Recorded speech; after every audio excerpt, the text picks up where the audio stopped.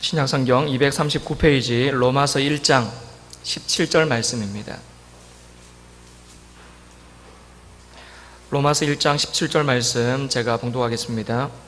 복음에는 하나님의 의가 나타나서 믿음으로 믿음에 이르게 하나니 기록된 바 오직 의인은 믿음으로 말미암아 살리라 함과 같으니라. 아멘. 메뚜기하고 하루살이가 대화를 나누고 있습니다. 같이 하루 종일 잘 놀았습니다. 저녁이 됐습니다. 메뚜기가 하루살이한테 이야기합니다. 벌써 저녁이다. 우리 내일 다시 놀자. 그 말을 들어 하루살이가 묻습니다. 내일이 뭔데? 라고 묻습니다. 메뚜기가 설명을 합니다. 조금 더 있으면 온 세상이 깜깜해질 거야. 그리고 하늘에는 달과 별이 반짝반짝 빛날 거고, 그렇게 시간이 오래 지나면 다시 온 세상이 조금씩 밝아질 거야. 그게 내일이야 라고 설명을 해줍니다. 그런데 그 설명을 들어도 하루살이는 도대체가 내일이 뭔지 이해할 수가 없습니다. 내일이 됐습니다. 메뚜기가 하루살이를 아무리 찾아도 발견할 수가 없었습니다. 하루밖에 못 살고 죽었기 때문에 만날 수가 없었습니다. 이제 누구랑 놀아야 되나 메뚜기가 한참 쳐다보다가 개구리를 발견합니다. 개구리야 같이 놀자. 그래서 개구리하고 이제는 신나게 놉니다. 몇 날 며칠을 신나게 놀았습니다. 날씨가 추워졌습니다. 개구리가 이야기합니다. 메뚜기야, 날씨가 너무 추워졌으니 우리 이제 내년에 같이 놀자. 내년이 뭔데? 메뚜기가 물어봅니다. 개구리가 설명을 합니다. 날이 조금씩 더 추워지면 이제 온 세상이 하얀 눈이 내릴 거야. 눈이 내리고 나면 온 세상이 꽝꽝 얼어붙을 거야. 그래서 그때 나는 땅속 깊이 들어가서 잠을 잘 거야. 그리고 다시 날씨가 조금 따뜻해지면 눈이 다 녹고 얼음도 녹고 새싹이 파릇파릇 새롭게 돋아날 거야. 그러면 그게 내년이야. 설명을 합니다. 그런데 그 설명을 아무리 들어도 메뚜기는 도대체가 이해할 수가 없습니다. 왜냐하면 메뚜기는 한철이기 때문에 그렇습니다. 메뚜기는 한철이기 때문에 도대체가 내년을 아무리 설명을 해줘도 알아들을 수가 없습니다. 사람에게 무슨 말로 이 하늘나라를 설명해야 하늘나라를 잘 이해할 수 있을까요? 무슨 말로 이 영생을 설명을 해야 잘 이해할 수 있을까요? 도대체 천국을, 영생을, 구원을 무슨 말로 어떻게 설명을 해야 우리가 확실하게 그것을 이해할 수 있을까요? 이해할 수 없습니다. 그냥 막연하게 그런 거겠구나라고 생각은 할 수 있을지 몰라도 이것이 그것이다라고 확실하게 우리의 머리로는 이해할 수가 없습니다. 그러면 우리가 머리로 확실하게 이해할 수 없기 때문에 그것은 없는 것입니까? 그렇지 않습니다. 하루살이가 아무리 내일을 이해 못했다 할지라도 내일은 옵니다. 메뚜기가 아무리 내년을 이해 못했다 할지라도 내년은 있습니다.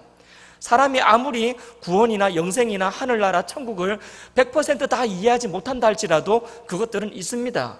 그게 믿음입니다. 하나님이 함께 하신다는 사실 아무리 설명해도 만져지지 않고 눈에 보이지 않기 때문에 우리는 확실하게 피부로 와닿지는 않습니다. 그러나 그럼에도 불구하고 하나님은 우리와 함께 하십니다. 이게 우리의 믿음입니다. 그래서 믿음이 우리에게는 필요합니다. 그리고 그 믿음이 결국은 우리 그리스도인을 그리스도인답게 만들어 갑니다. 사람은 무엇으로 삽니까? 우리는 바로 이 믿음으로 살아가는 사람들입니다. 그런데 이 믿음을 이야기하기가 참 쉽지 않은 세상을 우리는 또한 살아가고 있습니다. 믿음이라는 것이 별로 그다지 우리에게는 와닿지가 않습니다. 왜냐하면요, 온 세상이 믿지 못할 세상이기 때문에 그렇습니다. 믿을 만한 게 별로 없습니다. 참기름도 참기름, 진짜 참기름, 진짜 참기름. 왜 그럽니까? 가짜 참기름이 얼마나 많았으면 진짜 참기름도 부족해서 진짜 참기름이 나오겠습니까? 세상에 가짜가 너무너무 많습니다. 원조 국밥집, 옆에 뭡니까? 진짜 원조 국밥집. 진짜 원조 국밥집. 얼마나 많은지 모릅니다. 가짜가 얼마나 많으면요. 뭐 하나 제대로 믿을 수가 없습니다. 이런 분위기만 그런 것도 아니고요. 사람도 믿을 수가 없습니다. 요즘은요, 애들을 학교 보내기가 참 겁이 난답니다. 애들 옆에 있는 친구들도 믿기가 힘들고 심지어 선생님들도 믿기가 힘들답니다. 학교에 보내놨더니 주변 친구들이나 선생님이 애한테 무슨 해코지를 했길래 애가 학교 가기를 싫어합니다. 뭐 그런 경우들이 얼마나 많은지 모릅니다. 심지어 동네 놀이터에 내보내면서도 걱정이 됩니다. 애들만 혼자 놀이터에 내보내기가 무서운 세상을 우리는 살아가고 있습니다. 그래서 놀이터에 내보내면서도 옆에 다른 친구들을 같이 내보내거나 아니면 부모 중에 누군가가 따라 나가야 됩니다. 그래야 안심이 됩니다. 저도 마찬가지입니다. 저희 애들을 바깥에 나가서 놀겠다 그러면요, 제가 꼭 이야기합니다. 절대 교회 울타리 바깥으로는 나가지 말라 그럽니다. 교회 안에서만 놀라고 이야기합니다. 교회 바깥으로 나가면 불안합니다. 자녀들이 바깥에 나가고 밤 늦도록 안 돌아오면요, 이 걱정이 됩니다. 그래서 자녀들이 집에 들어올 때까지 잠을 못 자는 것이 요즘 세상입니다. 심지어 이렇게 바깥에 마중까지 나가는, 딸을 키우는 집에서는 마중까지 나가는 그런 일들이 흔한 그런 우리 세상을 살아가고 있습니다. 얼마 전에 경주에서 지진이 일어났습니다. 5.8의 큰 지진이 일어났죠. 많은 사람들이 놀랬답니다.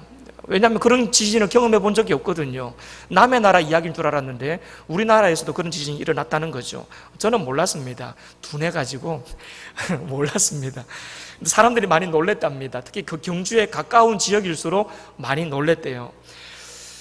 이런 기사를 본 적이 있습니다. 추석 명절에 올해 추석은 너무 바빠서 가족들을 만나러 갈 상황이 안 돼서 안 가려고 했었는데 지진이 일어나는 것을 경험하고 나서는 보러 갔답니다. 가족들 만나러 갔답니다. 보니까 언제 어떻게 될지 모르겠거든요. 언제 갑자기 지진이 나가지고 내가 어떤 해를 당할지 모르겠다는 거죠. 그래서 볼 수 있을 때에 한 번이라도 더 가족 얼굴 봐야 되겠다. 그래서 간 사람들도 많답니다. 불안한 겁니다. 불안해요. 제가 이번 주 중에 터널이라는 영화를 봤습니다. 처음부터 끝까지 본 건 아니고 중간까지 보다가 못 봤는데 내용은 그겁니다. 터널이 무너져가지고 그 속에 주인공이 갇히는 겁니다. 그리고 이제 그 주인공을 구출해내는 장면을 영화로 이제 만들어 놓은 겁니다. 끝까지 보지는 못했지만 그 영화를 어쨌든 보고 나니까요, 이게 도로를 달리면서 터널 나올 때마다 혹시 저 속에 내가 갇히면 어떻게 될까 이런 생각이 들더라고요. 저 속에 갇히면 나는 누가 먼저 생각날까? 그리고 만약에 내가 갇히면 우리 가족들은 어떻게 될까? 가족들끼리 같이 묻히면 이 가족들을 어떻게 살려야 될까? 막 온갖 생각이 다 들었습니다. 이게 뭐 하나 마음 편한 게 없습니다. 사고 났다 그러면 혹시 나도 사고 당하지 않을까? 지진이 났다 그러면 우리 동네도 지진 나지 않을까? 이게 불안합니다. 사람 사는 게 불안해요. 온 세상이 다 불안투성입니다. 그럴 때에 만약에 우리를 안전하게 지켜주는 어떠한 제도적인 안전장치가 있다면 우리는 그 불안으로부터 조금은 우리가 마음을 놓을 수 있을 겁니다. 예를 들어 보면 이런 겁니다. 사업을 하는데 만약에 돈이 없어서, 사업 자금이 없어서 이 사람 저 사람한테 돈 빌리고 온 여기저기 상황에서 다 돈을 끌어당겨서 만약에 사업을 했는데 만약에 그 사업이 실패할 수도 있겠다 싶으면 얼마나 불안하겠습니까? 끝나는 거지 않습니까? 그러면 얼마나 불안하겠습니까? 그런데 만약에 그냥 돈이 많아요. 통장에 한 100억 정도가 있다고 생각해 봅시다. 그러면서 한 10억 정도를 가지고 사업을 시작했습니다. 그러면요, 망하는 게 기분 좋지는 않겠지만 그렇다고 해서 인생이 끝난다는 그 정도의 불안감은 없을 겁니다. 돈이 있으니까요. 이런 안전장치가 있다면 어떤 불안한 상황이 생긴다 할지라도 어느 정도 마음속에 여유를 가질 수가 있다는 겁니다. 우리들에게 있어서 이 안전장치가 뭐겠느냐 이거죠. 세상을 살아가면 온통 주위는 전부 다 불안을 우리에게 주는 요소들인데 전부 다 가짜고 우리를 속이는 것들이고 한 치 앞을 내다볼 수 없는 불안한 인생인데 우리가 어떻게 그 속에서 마음 편하게 살아갈 수 있겠느냐 이거죠. 도대체 우리에게는 뭐가 안전장치가 되어줄 수 있겠느냐 이겁니다. 그게 여러분 믿음입니다. 그게 믿음이에요. 하나님께서 우리와 함께 하시고 하나님께서 우리를 지켜주신다라고 하는 믿음, 그 믿음이 우리 그리스도인들을 훨씬 더 여유롭게 행복하게 살아갈 수 있게 만들어 줍니다. 그게 믿음입니다. 이 믿음을 이야기할 때 우리는 마틴 루터 이야기를 자주 합니다. 마틴 루터라는 사람이 있습니다. 참 많이 고민을 했답니다. 사람은 어디서 왔고 어디로 가는지, 그리고 나는 어떤 존재인지, 이게 굉장히 그 사람에게는 고민거리였답니다. 그리고 어떻게 하면 내가 구원을 받을 수 있을지, 어떻게 하면 이 죄 문제를 해결함을 받을 수 있을지, 이게 굉장히 큰 고민거리였답니다. 그래서 수도원에 들어갔습니다. 그리고 그 수도원에 들어가서 일체 다른 세상적인 일 다 이제 내려놓고 그곳에서 하나님의 말씀만 깊이 파고들고 기도만 열심히 하고 그렇게 살아가는 겁니다. 어떻게 하면 이 죄 문제를 해결할 수 있을지, 인생의 답을 얻을 수 있을지 고민하는 거죠. 그런데 아무리 하나님의 말씀을 들여다봐도 도대체 뭐가 답인지를 모르겠더랍니다.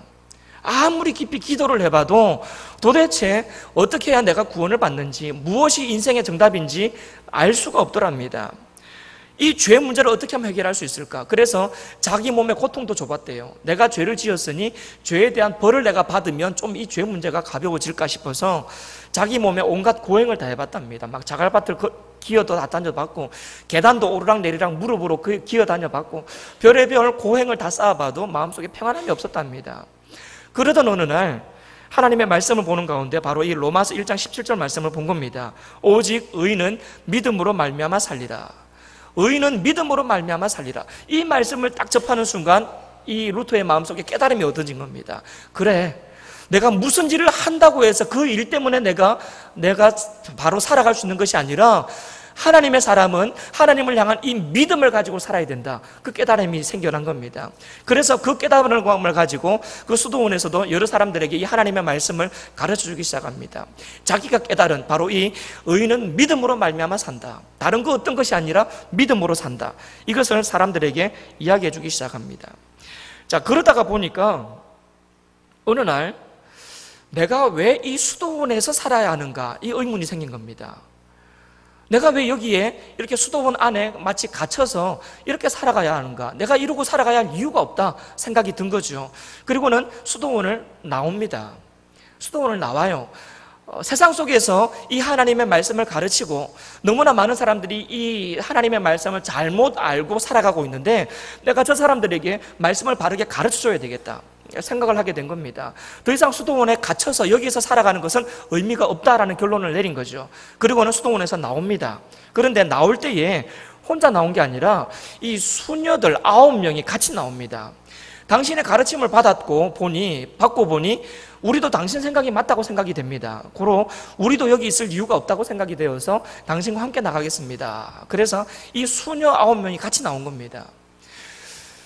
믿음으로 산다. 오직 의인은 믿음으로 말미암아 살리라. 이거 가지고 수도원에서 나왔는데 막상 나와서 보니까 이 문제가 닥친 겁니다.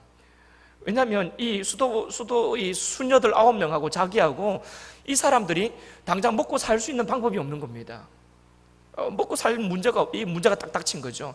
믿음으로 산다 그러는데 이 믿음이 밥 먹여주는 건 아니거든요. 믿음으로 우리가 먹고 산다 그러는데 이 당장 먹고 사는 문제가 딱 닥치니까 머리가 아파진 거죠. 고민이 생긴 겁니다. 그래서 루터가 기도를 합니다. 하나님, 의인은 믿음으로 산다 그러는데 우리가 도대체 어떻게 살아야 됩니까? 당장 배가 고픈데, 당장 우리가 입고 먹고 잘 이 문제 해결이 안 되는데 어떻게 살아야 됩니까? 기도를 합니다.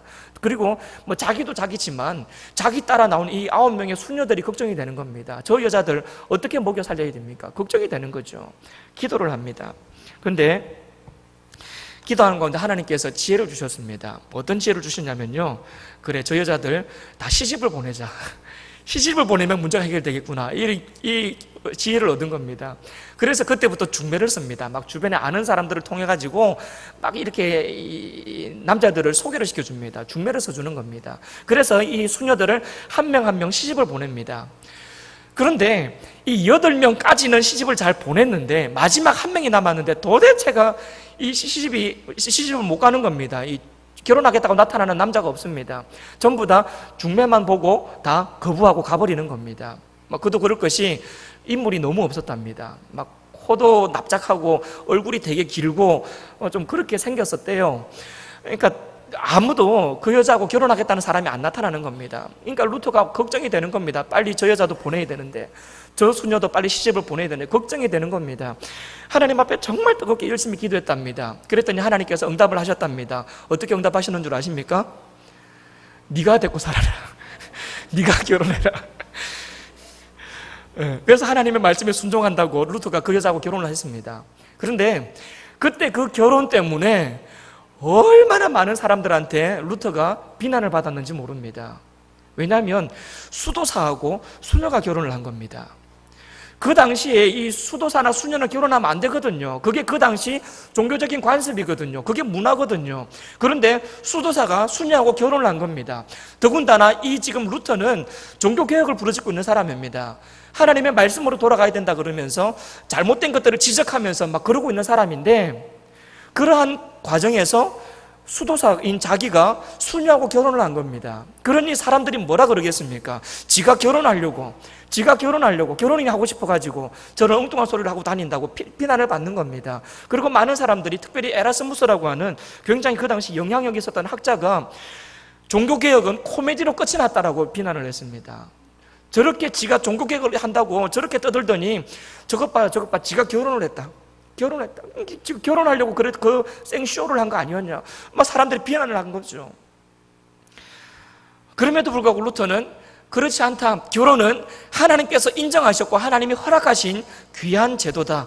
고로 하나님의 백성들이 결혼하는 것은 아무런 문제가 없다. 그게 성경적이다 라고 이야기를 하면서 종교개혁을 끝까지 진행을 해 나갑니다.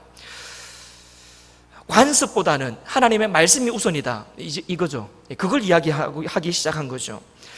근데 감사하게도 이 루터의 아내가 됐던 이 카타리나라고 하는 여자는 하나님께서 주신 귀한 은사가 두 가지가 있었습니다. 첫 번째는 성경의 원어를 잘 읽고 이해하는 여자였답니다. 쉽지 않았거든요. 그 당시 남자들도 성경 원어를 읽고 해석하는 것이 쉽지 않은 시대인데, 이 카타리나라고 하는 여자가 성경 원어를 잘 읽고 이해를 했답니다. 그래서 옆에서 루터를 많이 도와줄 수 있었답니다. 그게 첫 번째 하나님의 은혜고 은사였고, 두 번째는 정말 성품이 착하고 부드러웠답니다. 그래서 남편이 종교개혁하느라고 그렇게 돌아다니고 있으니 무슨 가정에 도움이 되겠습니까? 그럼에도 불구하고 끝까지 남편을 뒷바라지하면서 당신 소신껏 일하라고, 하나님의 뜻에 맞게 일하라고, 그렇게 끝까지 남편을 뒤에서 뒷바라지 해줬답니다. 원망하지 않고 불평하지 않고.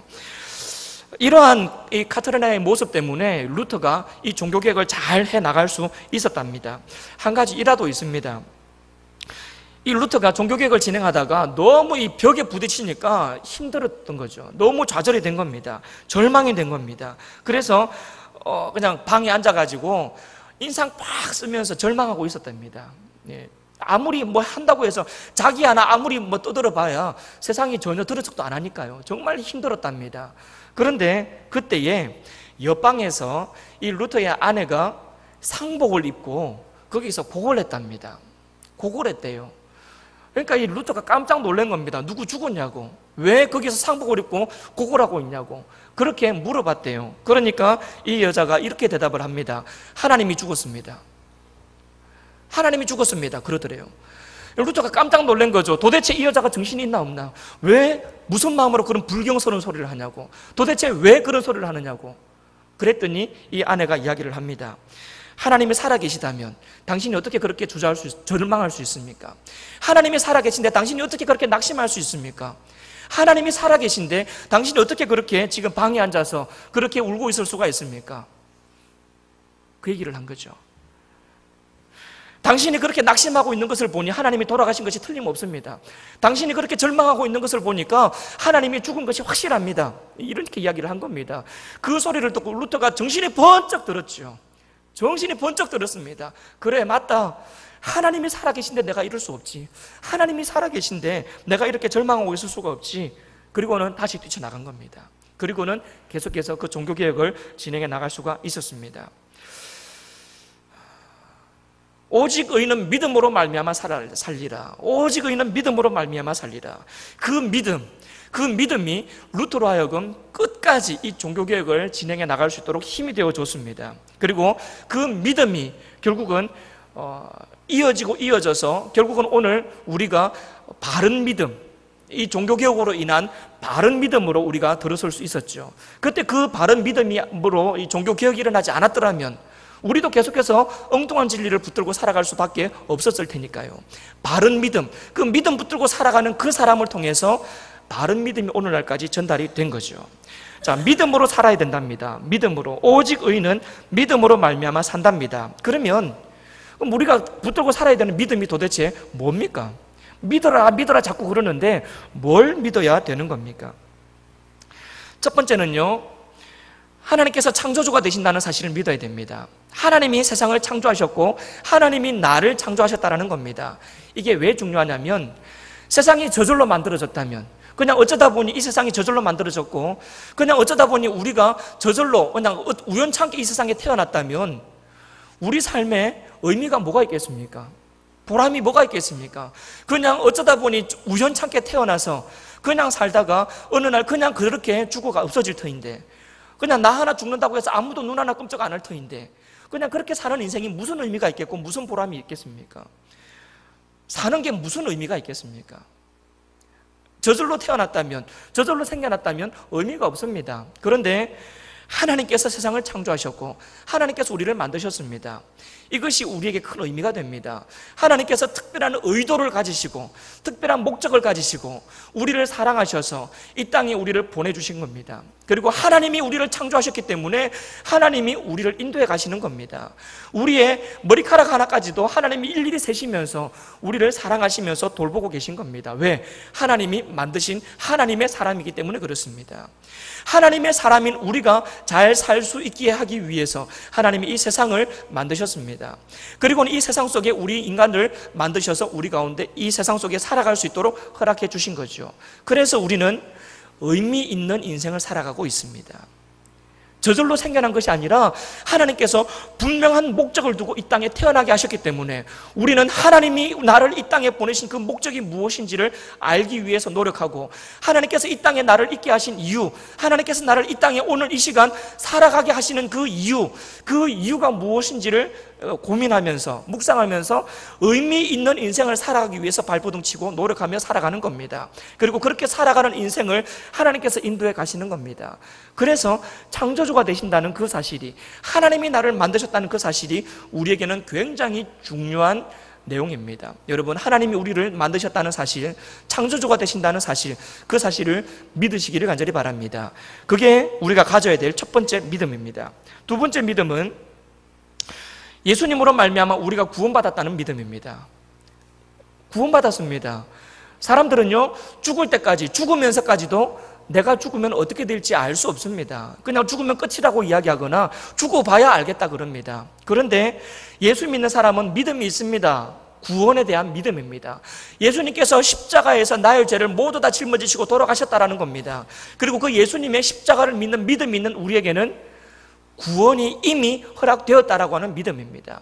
그래서 언제 죽더라도 나는 죽는 그 순간 하늘나라로 간다라고 하는 그 믿음입니다. 나는 하나님의 구원받은 백성이다라고 하는 믿음이죠. 그게 믿음입니다.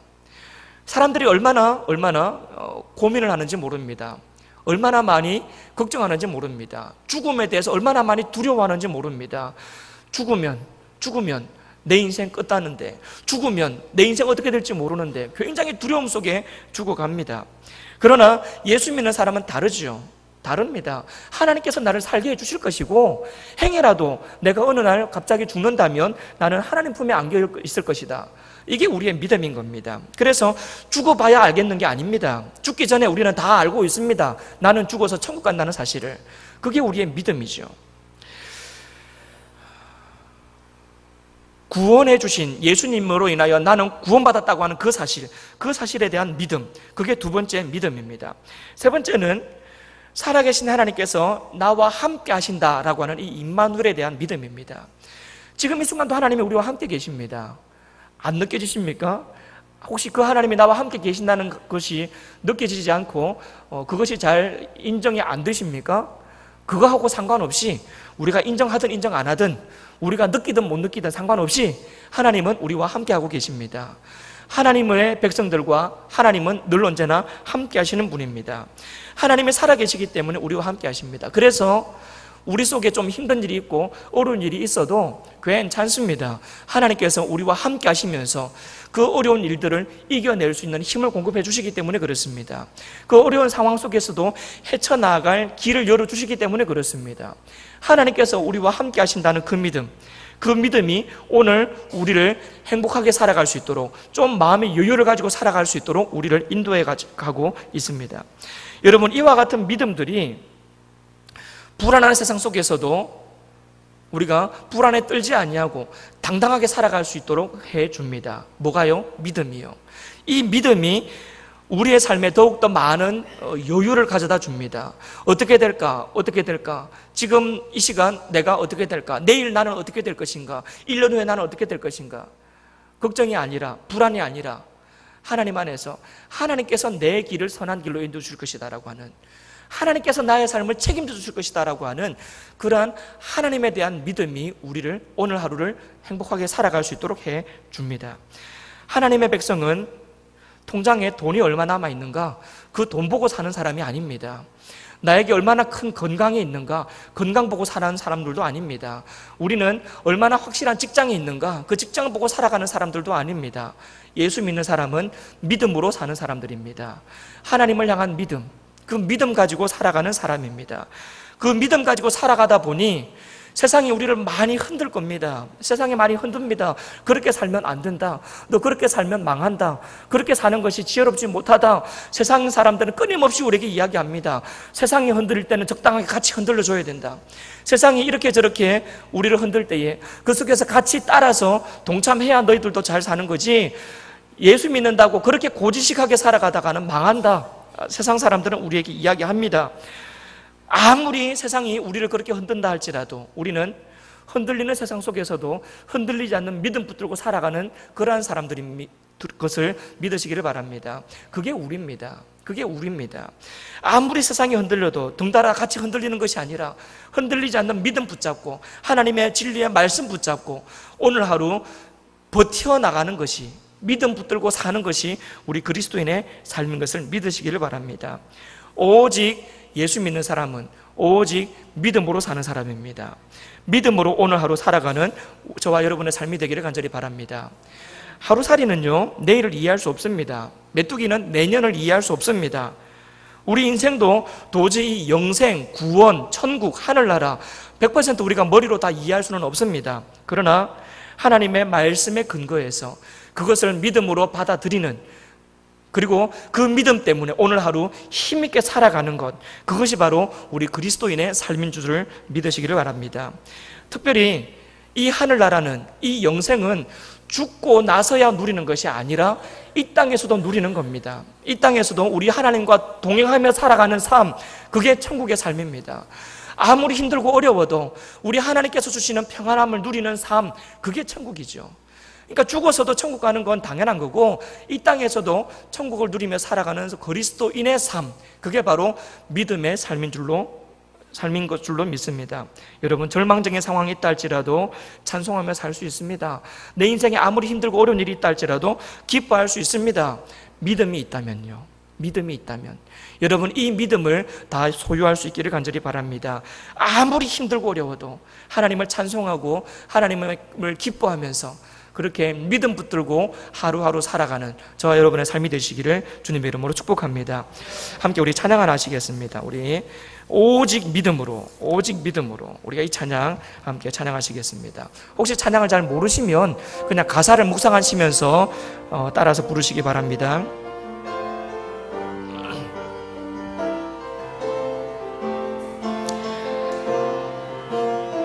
세상 흔들리고 사람들은 변하여도 나는 주를 섬기리. 주님의 사랑은 영원히 변하지 않네. 나는 주를 신뢰해 오직 믿음으로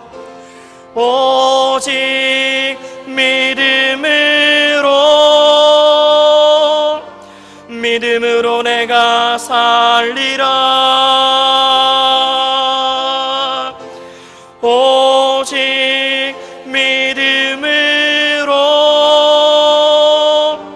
믿음으로 내가 살리라. 믿음 흔들리고 사람들 주를 떠나도 나는 주를 섬기리. 주님의 나라는 영원히 쇠하지 않네. 나는 주를 신뢰 믿음으로 오직 믿음으로 오직 믿음으로 내가 살리라. 오직 믿음으로 내가 우리 한 번 더 찬양합니다. 세상 흔들리고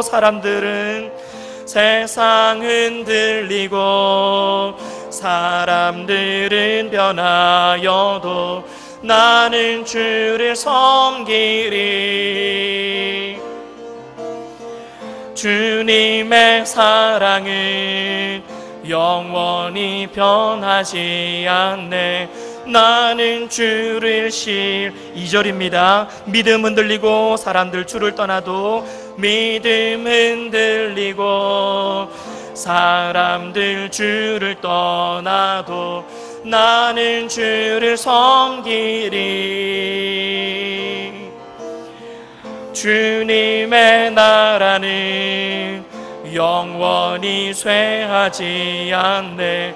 나는 주를 우리의 믿음으로 고백합니다. 오직 믿음으로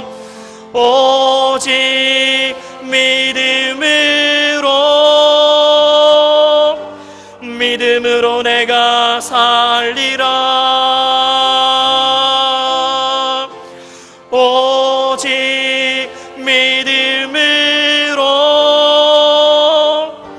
믿음으로 내가 오직 의인은 믿음으로 말미암아, 오직 의인은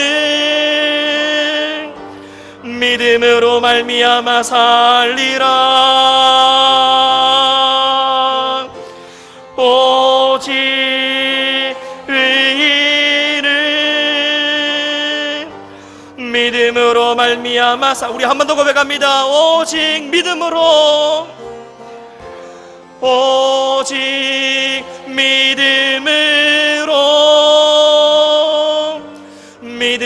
내가 살리라.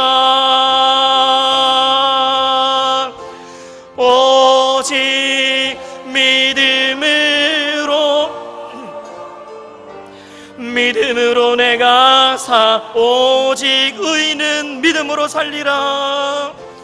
오직 의인은 믿음으로 말미암아 살리라. 오직 의인은 믿음으로 말미암아 살리라. 우리 같이 한번 기도하기를 원합니다. 하나님, 세상이 아무리 흔들려도 우리는 변하지 않는 믿음 가지고 살아가게 하여 주옵소서. 아무리 세상이 우리를 흔들어도, 상황이 흔들어도, 세상이 우리를 불안하게 만들어도 우리는 이 믿음 부여잡고 살아가게 하여 주옵소서. 우리 함께 이 시간 주님 세 번 부르고 기도하며 나가겠습니다. 주여, 주여, 주여.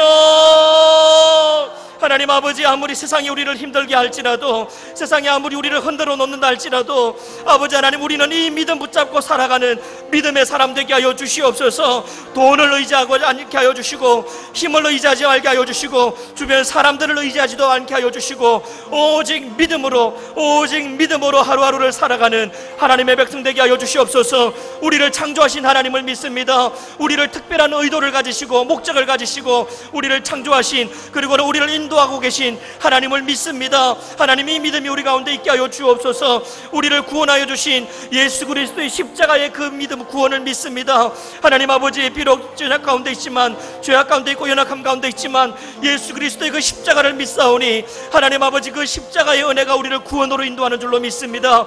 아버지 하나님, 구원의 확신 가운데 거하게 하여 주옵소서. 죽으면 어찌 될지 알지 못하는 불안함이 아니라 우리는 분명히 하늘나라 간다는 천국 백성이 되었다고 하는 분명한 풍성한 믿음 가운데 살아가는 오늘 하루의 삶이 되게 하여 주옵소서. 우리와 함께 하시는 임마누엘의 하나님을 믿게 하여 주옵소서. 아무리 우리가 혼자 있는 것 같다 할지라도, 아무리 홀로 외롭다 할지라도 여전히 우리와 함께 하시는 하나님으로 인하여, 함께 하시는 하나님으로 인하여 아버지 하나님, 우리 가운데 행복한 삶이 이어질 수 있도록 주여 도와주옵소서.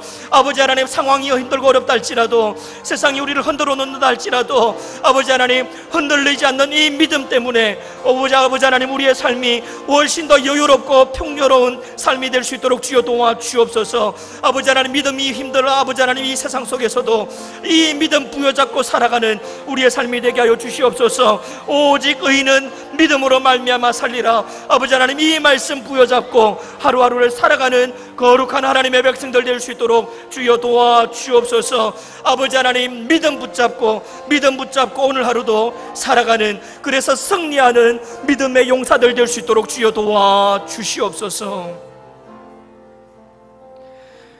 하나님 감사합니다. 우리에게 이 믿음 주신 것을 감사합니다. 이 믿음이 약해지지 않게 하여 주옵소서. 이 믿음이 흔들리지 않게 하여 주시옵소서. 어떤 상황 속에서도 이 믿음 붙잡고 승리하며 살아가는 하나님의 백성 되게 하여 주옵소서. 하나님, 여러 가지 상황 속에서 이 믿음이 더욱더 견고해지게 하여 주시고 이 믿음이 더욱더 확실해질 수 있도록 도와주옵소서. 그래서 이 땅에서도 하늘나라를 누리며 살아가는 하나님의 백성들 되게 하여 주옵소서. 하나님 앞에 나오면서 또한 예물을 가지고 나왔습니다. 하나님, 물질과 함께 우리의 마음도 같이 드리오니 물질도 받으시고 우리의 마음도 받아주시옵소서. 그리고 더욱더 풍성한 은혜로 함께하여 주셔서 많은 사람들을 더욱더 섬기고 베풀고 나누는 그러한 풍요로운 삶, 여유 있는 삶을 살아갈 수 있도록 하나님 도와주시옵소서. 감사드리며 살아계신 예수님의 이름으로 기도합니다.